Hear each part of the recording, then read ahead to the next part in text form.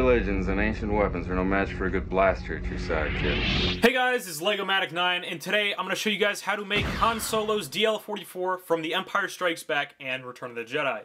Now the reason why I say just those two movies in the original trilogy is because in A New Hope, Han has a different sort of DL-44 blaster type. Now this version that he uses then is just the standard DL-44 with the longer scope. He uses this version as well in Force Awakens, but in Return of the Jedi and Empire Strikes Back he uses a version of the DL-44 that has a shortened scope that is also offset onto the side of the blaster. So while I was going about making my Han from Endor, my Endor Han from Return of the Jedi, I figured, you know, I had a few people ask me how I made this version of the blaster on my Bespin Han there.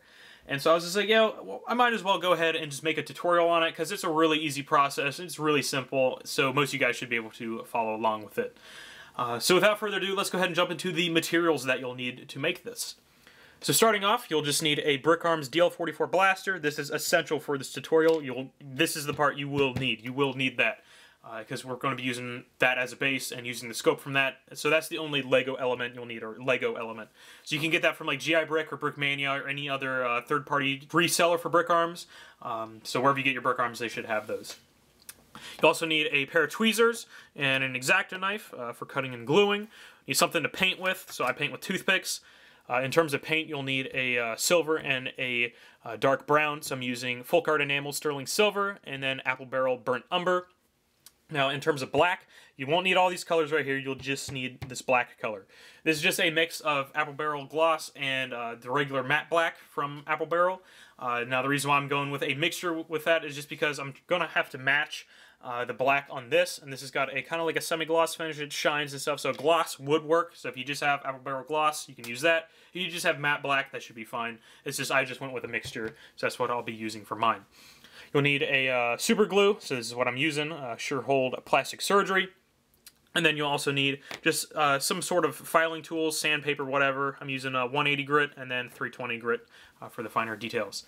So yeah, that's it for materials. So let's go ahead and jump into making this. Alright, so let's go ahead and get started. So at the first step, we're going to be using the DL-44 and the X-Acto knife, or whatever you're using to cut this with. Now, what we're going to want to do is we're going to want to cut this entire scope assembly off. You'll need the scope intact, you'll need the blaster intact, so try not to just carve off the scope, whatever, just to get the blaster alone, because you'll be reusing the scope. So, the best way I could see about going about this, I can't really remember how I did it last time, but you can either just kind of jam your blade up here and just like saw at it to carve out this section right here, or you can hit it from the side, like try to go like this. But if you're going like this, make sure to not cut off like this little part right here, part of this, like the back of the scope right here where it kind of like turns into a cone. Be careful not to like carve off that, because you'll be using this part. So go ahead, cut that off. Be careful since you're using a knife, but yeah, go ahead and just cut this scope assembly off. Alright, so we got the scope chopped off. As you can see, I still have some little plastic residue still up here, but here's the scope. Still undamaged and everything. So we'll get back to this in just a little bit, so you can go ahead and just set that off to the side. But we're going to go ahead and just clean up this blaster a little bit. So if you have any just plastic still up on this rail part or whatever on the scope mount, you can go ahead and take that off. Now, one thing I want to point out too that will have to be taken off in this stage as well, that I know everybody will still have, are these two little, let me get the light reflecting on it pretty well right here. So these two little parts right here on the rail, or whatever on that mount. Let me see if I can get this at a better angle there. Oh, there we go. So like these two little mounts right here, we're going to want to just shave those off, file those down, whatever you want to do with those. So just take those off. Alright, so I got that top assembly all taken off, and then I started working on those little side rails or whatever. So you don't have to get those off completely, because we're going to be putting the scope right there anyway. So it's okay if it looks kind of sloppy like mine. But what we're going to do now is we're going to take our files or your sandpaper, whatever, and just sand down the top so it is nice and even to clean off any stragglers. Like I can see one little piece of plastic hanging off there. Just sand that down and make it nice and smooth. Alright, that looks pretty good. So now we're going to move on to the scope. So using your X-Acto knife, what we're going to do is we're going to cut it off like right here. So what you're going to be using is this kind of like cone part and then this first little, I guess, ring or whatever. So everything from the front of that ring down this way, you're just not going to use anymore. So you can like cut anywhere you want and just file it down to make it nice and smooth. But I'm just going to cut right here and get that part off. So we got this part cut off.